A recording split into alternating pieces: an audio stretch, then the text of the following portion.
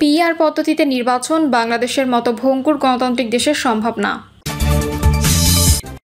বিমান বিধ্বস্তে নিহতের স্বজন ও আহতদের সব ধরনের সহায়তা দেবে সরকার, বললেন আইন উপদেষ্টা। আগের মতো নির্বাচন হলে জাতির জন্য আরেকটি দুঃখের কারণ হবে, বললেন শফিকুর রহমান। এবং সর্বশেষ জানাবো, ভিক্ষা লাগলে ভিক্ষা নিয়ে চাঁদাবাজি ছাইড়া দে স্লোগান শিবিরের। শুনছিলেন সংবাদ শিরোনাম, এবারে বিস্তারিত। পিআর পদ্ধতিতে নির্বাচন বাংলাদেশের মতো ভঙ্গুর গণতান্ত্রিক দেশের সম্ভব না। নিরাপত্তা বিশ্লেষক ও জনতার দলের chairman brigadier general Shamim Kamal বলেছেন, পিআর পদ্ধতিতে নির্বাচন বাংলাদেশের মতো ভঙ্গুর গণতান্ত্রিক দেশের সম্ভব না। এটি সভ্য গণতান্ত্রিক দেশে শুধু সম্ভব। আমাদের দেশের প্রচলিত পদ্ধতি হলো পাস্ট দ্য পোস্ট সিস্টেম। জনতার দল মনে করে দেশের চলমান সদস্যদের জন্য বর্তমান নির্বাচন পদ্ধতি ভালো, তবে দ্বিকক্ষ বিশিষ্ট সংসদ হলে পিআর পদ্ধতিতে নির্বাচন ভালো। এটি হলে উচ্চকক্ষে প্রত্যেক দলের প্রতিনিধি থাকবে। ব্রিগেডিয়ার জেনারেল শামীম কামাল বলেন, জুলাই বিপ্লব নিয়ে মানুষের গভীর আকাঙ্ক্ষা ব্যর্থতায় পর্যবসিত হয়েছে।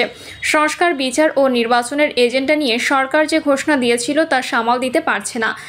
সংস্কার বলতে দেখতে পাচ্ছি খুব ছোটোখাটো বিষয় ছাড়া জাতীয় ঐক্যমত্য কমিশনে বড় বড় রাজনৈতিক দলের মধ্যে কোনো মতৈক্য পাওয়া যাচ্ছে না। আমরা মনে করি কমিশন সংস্কার নিয়ে বেশি দূর আগাতে পারবে না। অপরদিকে বিচার একটি লম্বা প্রক্রিয়া, অল্প সময়ের মধ্যে তা শেষ করা সম্ভব না। কিন্তু কিছু টোকেন হিসেবে বিচারকরা গেলে যথেষ্ট। সরকারকে এখন নির্বাচনে সর্বোচ্চ গুরুত্ব দিতে হবে। জনগণ অতিষ্ঠ ষড়যন্ত্র থেকে মুক্তি চায়। আপাতত নির্বাচন দিয়ে ছেড়ে দেওয়া কেলেবাচি পর্যায়ে যেতে পারলে সেটি হবে সরকারের সর্বোত্তম পন্থা। মামলা নিয়ে তিনি বলেন, অভ্যুত্থানের মামলার টার্গেট হচ্ছে রাজনৈতিক দলের ব্যক্তিরা না, টার্গেট হচ্ছে টাকাওয়ালা লোক। একটা মামলায় আসামি 70 থেকে 80 জন, সাথে আরও 200 জনকে যুক্ত করা হচ্ছে। চাঁদাবাজরা যাদের কাছে টাকা আছে তাদের নামে মামলা দিচ্ছে। আমার পরিচিত একজন মিথ্যা মামলায় জামিন নিয়ে হজ করতে গিয়েছিলেন। হজ থেকে ফিরে এসে দেখেন তার নামে আবারও মামলা হয়েছে। একটি দল চাচ্ছে না বর্তমানে কেউ মাথা তুলে দাঁড়াক। তিনি আরও বলেন, শিক্ষিত, সৎ, দেশপ্রেমিক, চরিত্রবান মানুষেরা আমাদের দলের প্রার্থী হবেন। কোনো ধরনের চোর, ডাকাত, অর্থ পাচারকারী, মামলাবাজ, চাঁদাবাজদের জায়গা আমাদের দলে হবে না। বর্তমানে অনেকে আমাদের দলে আসতে ইচ্ছা পোষণ করছেন, কিন্তু মামলার ভয়ে তারা প্রকাশ্যে আসতে পারছেন না। রংপুর বিভাগে 12 থেকে 15 জন শক্তিশালী প্রার্থী রয়েছেন, তারা কেউই মঞ্চে আসতে চাচ্ছে না। দেশে এমন পরিস্থিতি তৈরি করা হয়েছে, আমি বলতে চাই দেশে লেভেল প্লেয়িং ফিল্ড তৈরি হয়নি। বিমান বিধ্বস্তে নিহতের স্বজন ও আহতদের সব ধরনের সহায়তা দেবে সরকার, বললেন আইন উপদেষ্টা। অন্তর্বর্তী সরকারের আইন উপদেষ্টা আসিফ নজরুল বলেছেন, মাইলস্টোন কলেজে বিমান বিধ্বস্তের ঘটনায় নিহতের পরিবার এবং আহতদের সব ধরনের সহায়তা দেবে সরকার। এছাড়া নিহতদের স্মরণে আগামীকাল সব ধর্মীয় প্রতিষ্ঠানে দোয়া ও প্রার্থনার আয়োজন করা হয়েছে। আসিফ নজরুল বলেন, বিমান দুর্ঘটনায় নিহতদের উপযুক্ত রাষ্ট্রীয় সম্মান দেওয়া হবে। তিনি আরও বলেন, আগে সন্দেহের অবকাশে 54 ধারায় গ্রেপ্তার করা হতো, কিন্তু এ বিষয়ে নতুন সিআরপিসি আইন করা হয়েছে, যাতে অনলাইন বেল বন্ড সাবমিশন করা যাবে। উপদেষ্টা বলেন, এছাড়া যে পুলিশ গ্রেপ্তার করবে তার আইডেন্টিটি থাকতে হবে। গ্রেপ্তারের ক্ষেত্রে কোনো অভিযোগে আর কোনো আইনে গ্রেপ্তার করা হচ্ছে সেটাও পুরোপুরি লেখা থাকতে হবে।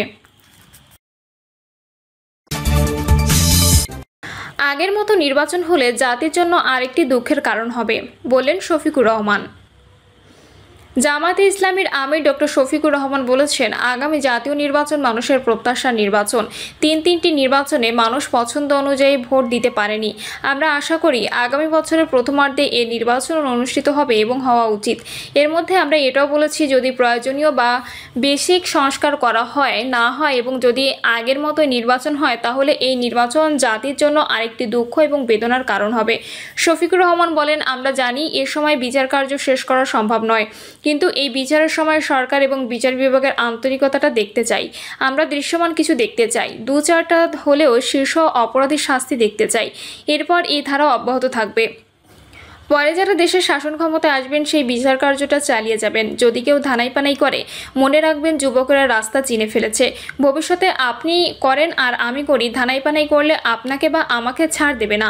জামায়াতের আমির আরও বলেন, লড়াই আমরা চালিয়ে যাব মানুষের মুক্তির জন্য, যতক্ষণ আল্লাহ আমাদের হায়াত দিয়েছেন। জামায়াত ইসলামী একাই দেশ চালাতে পারবে না, সেজন্য সবার সহযোগিতা প্রয়োজন। সব দলমতের মানুষের সহযোগিতা আমাদের প্রয়োজন। আমরা নিজ নিজ অবস্থান থেকে দ্বার্থহীনভাবে বলতে চাই, এই মেসেজ মেসেজ, এই বার্তা দিতে চাই। সততা, স্বচ্ছতা, দেশপ্রেমের প্রতি আমরা চলবো, অবিরত খরস্রোতা নদী হয়ে ইনশাল্লাহ।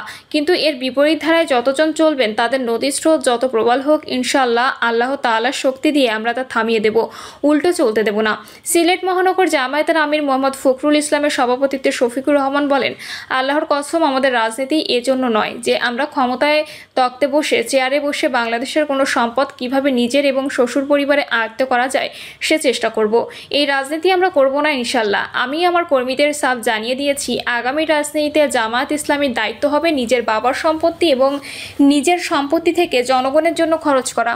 যারা সামাজিক দায়িত্বে নির্বাচিত হবেন তারা আগে দলের কাছে তাদের সম্পদ বিবরণী জমা দেবেন, তারপর দেশের কাছে জমা দেবেন। প্রতি বছর এই বিবরণী দেবেন, আমরা যাচাই বাছাই করে দেখব আপনার হালত কি দাঁড়িয়েছে। শুধু তাই নয়, 18 কোটি মানুষের চোখ থাকবে আপনারা কি করেন না করেন, আর আল্লাহর ফেরেশতাদের চোখ থাকবে নির্ভুল চোখ।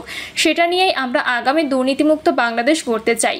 শফিকুর রহমান বলেন, দুর্নীতি আমাদের সংস্কৃতি নয়, চাঁদাবাজি আমাদের সংস্কৃতি নয়, দখলদারি আমাদের সংস্কৃতি নয়। যে দল তার কর্মীদের এভাবে গড়ে তুলতে পেরেছে সেই দলের হাতে দেশ এনে ইনশাল্লাহ দেশ গড়ে তুলতে পারবো। যেই দল তার কর্মীদের সামাল দিতে পারছে না বা পারবে না, সেই দলের হাতে বাংলাদেশের একজন মানুষও নিরাপদ নয়। ভিক্ষা লাগলে ভিক্ষা নে, চাঁদাবাজি ছাইড়া দে, স্লোগান শিবিরের। চাঁদাবাজি, সন্ত্রাস, নৈরাজ্য, শিক্ষার্থীদের ওপর হামলার প্রতিবাদে বিক্ষোভ মিছিলের আয়োজন করে চট্টগ্রাম মহানগর উত্তর শাখা ছাত্র শিবির। বিক্ষোভ মিছিল থেকে তারা ভিক্ষা লাগলে ভিক্ষা নে, চাঁদাবাজি ছাইড়া দে সহ নানান স্লোগান দেন।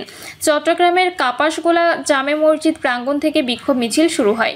এরপর নগরের বিভিন্ন সড়ক প্রদক্ষিণ করে অলিখা মসজিদের সামনে সংক্ষিপ্ত বক্তব্যের মধ্য দিয়ে শেষ হয়।